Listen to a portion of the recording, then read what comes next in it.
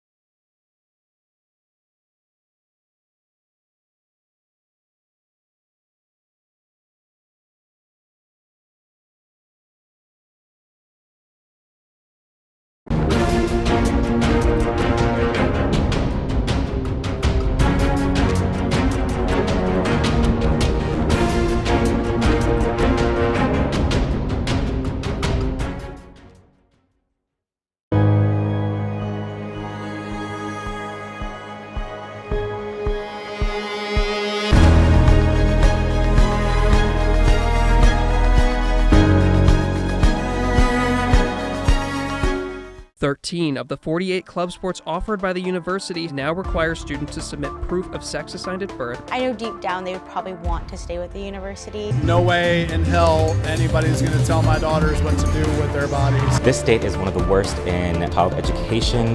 We can't take it anymore, seeing those scenes. Going to Hillel on Friday night, all my family members kept texting me not to go. There's a huge housing crisis in Austin. Do you have a plan in place to address this issue? Determined to start your day well? We're up bright and early. From the enriching local stories to the weather forecast later in the day. Rain or shine, at Good Morning Longhorns, we got you covered.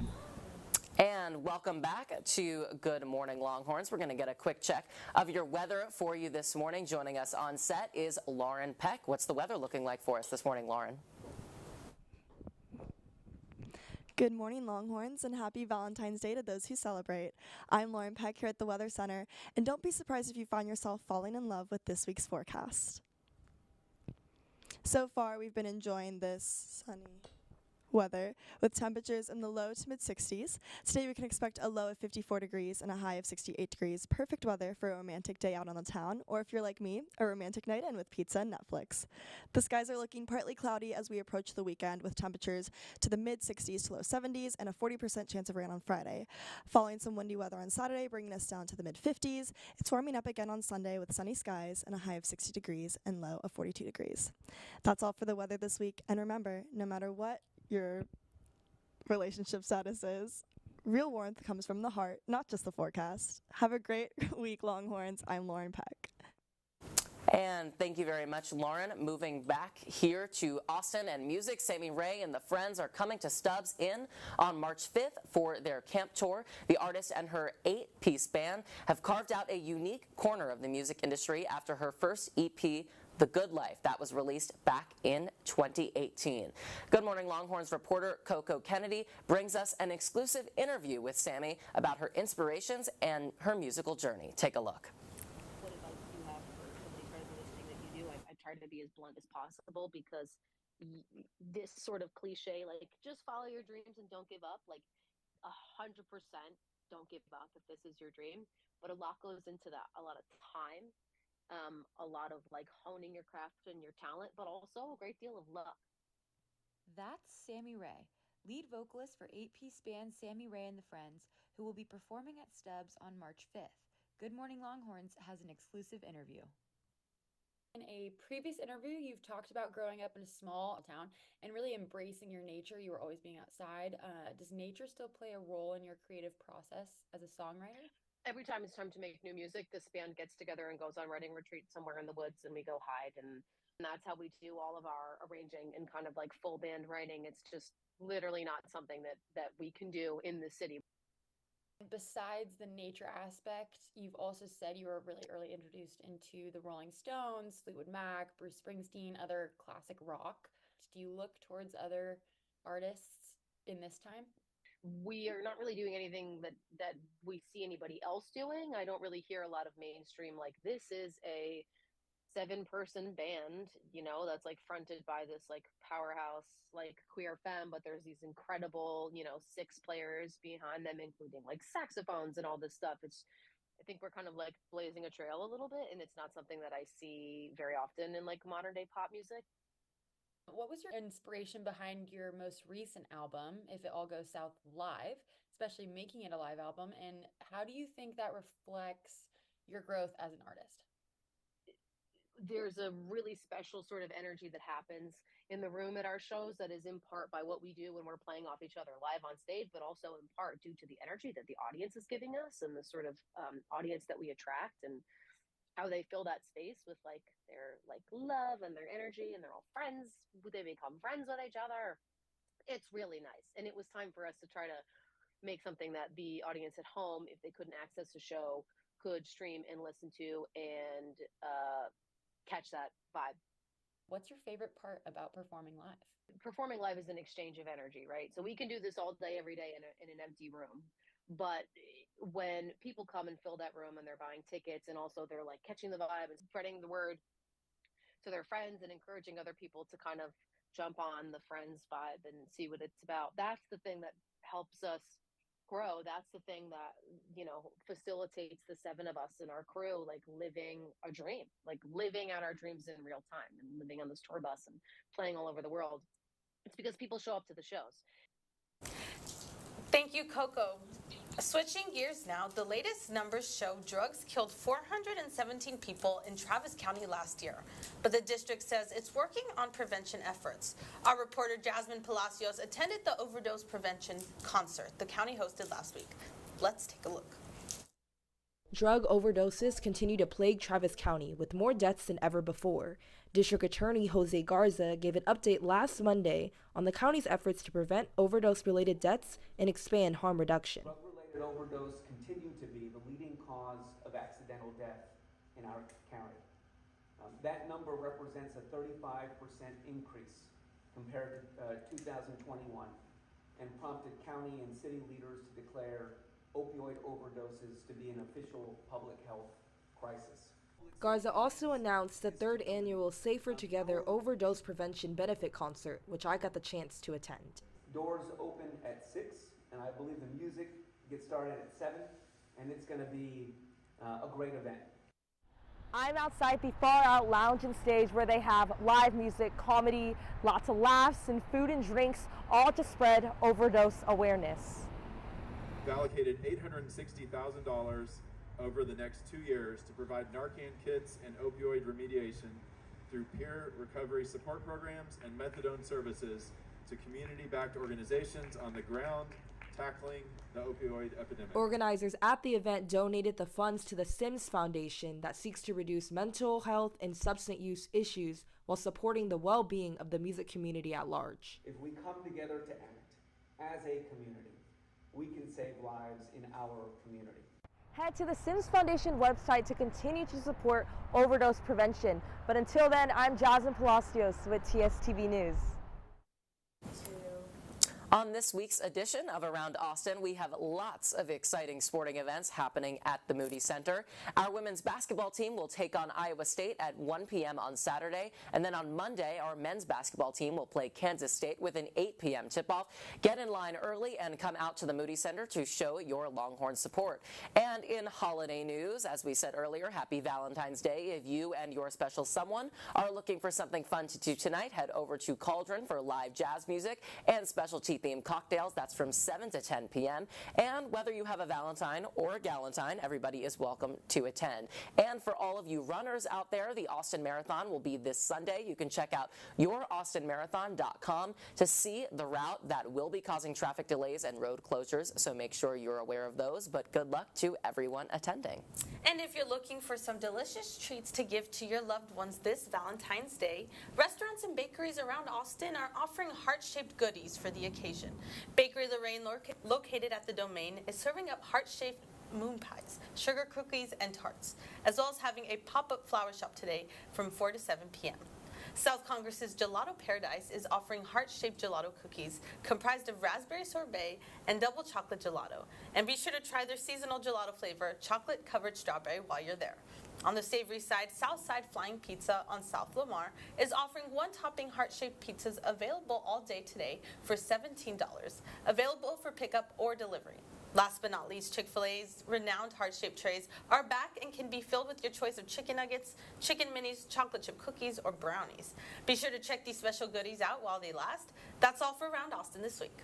And in sports this morning, we're learning new information about the ongoing Olympic doping scandal. About 2 weeks ago, the Court of Arbitration of Sport suspended skater Kamila Valieva for 4 years and disqualified her Olympic results after being found guilty of an anti-doping rule violation from her positive test that was ahead of the 2022 Winter Olympics in Beijing.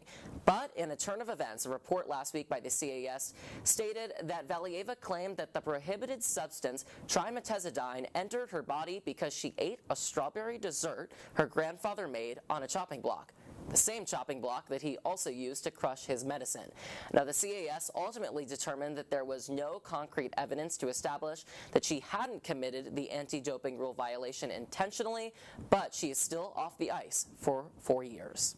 And although today is Valentine's Day, we at Good Morning Longhorns want to remind you that it is still Black History Month. So here are this week's Black History Month spotlights from right here at UT.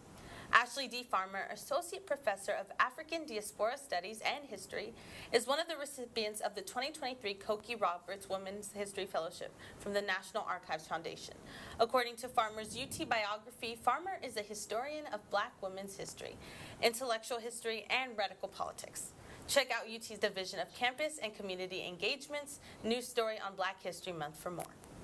Also, Texas Black Lens is an organization that aims to bring back more Black representation into the film and entertainment industry. Texas Black Lens welcomes all film enthusiasts and students of all majors to join. You can check out their Instagram at Texas Black Lens to learn more. Also, be sure to mark your calendars for UT's Black History Month Cookout. That's going to be happening on February 29th in the San Jack Multipurpose Hall. And that's going to be at 11 a.m. and going on till 2 p.m. Coming up, stay with us. Lauren's coming back on set to talk with Texas Tower PR about joining Texas Student Media and what that org is all about. Don't go anywhere.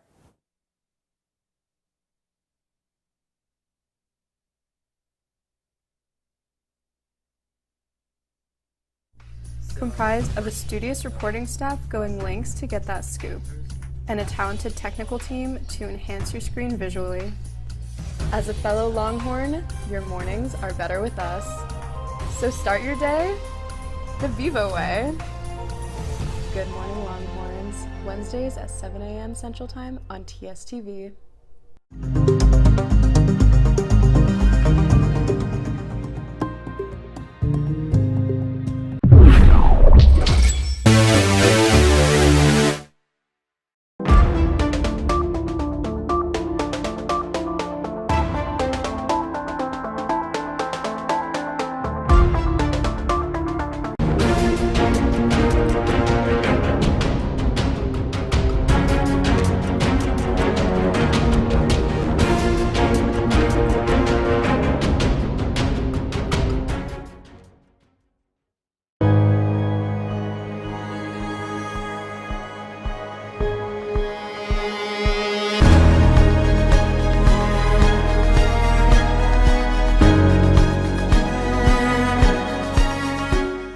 Of the 48 club sports offered by the university now require students to submit proof of sex assigned at birth. I know deep down they would probably want to stay with the university. No way in hell anybody's going to tell my daughters what to do with their bodies. This state is one of the worst in child education. We can't take it anymore seeing those scenes. Going to Hillel on Friday night, all my family members kept texting me not to go. There's a huge housing crisis in Austin. Do you have a plan in place to address this issue? Determined to start your day well? We're up bright and early. From the enriching local stories to the weather forecast later in the day. Rain or shine, at Good Morning Longhorns, we got you covered. Comprised of a studious reporting staff going lengths to get that scoop, and a talented technical team to enhance your screen visually. As a fellow Longhorn, your mornings are better with us. So start your day the Vivo way. Good Morning Longhorns, Wednesdays at 7 a.m. Central Time on TSTV.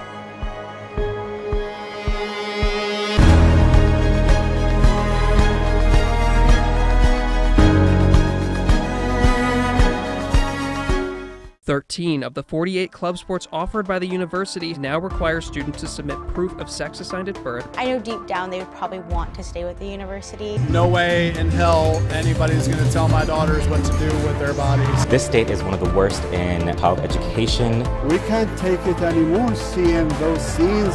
Going to Hillel on Friday night, all my family members kept texting me not to go. There's a huge housing crisis in Austin. Do you have a plan in place to address this issue? Determined to start your day well? We're up bright and early. From the enriching local stories to the weather forecast later in the day. Rain or shine, at Good Morning Longhorns, we got you covered. Comprised of a studious reporting staff going lengths to get that scoop, and a talented technical team to enhance your screen visually. As a fellow Longhorn, your mornings are better with us. So start your day the Vivo way. Good Morning Longhorns, Wednesdays at 7 a.m. Central Time on TSTV.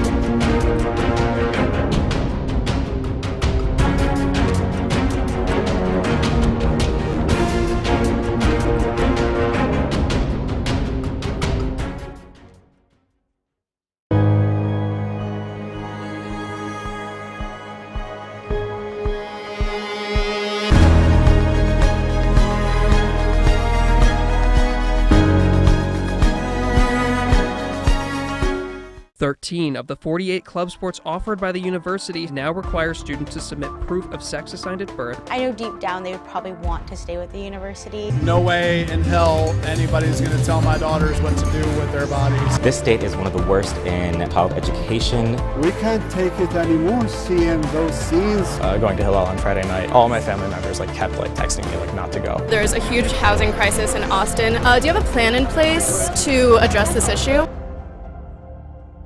Determined to start your day well? We're up bright and early. From the enriching local stories to the weather forecast later in the day. Rain or shine, at Good Morning Longhorns, we got you covered. Comprised of a studious reporting staff going lengths to get that scoop, and a talented technical team to enhance your screen visually. As a fellow Longhorn, your mornings are better with us. So start your day the Vivo way. Good Morning Longhorns, Wednesdays at 7 a.m. Central Time on TSTV.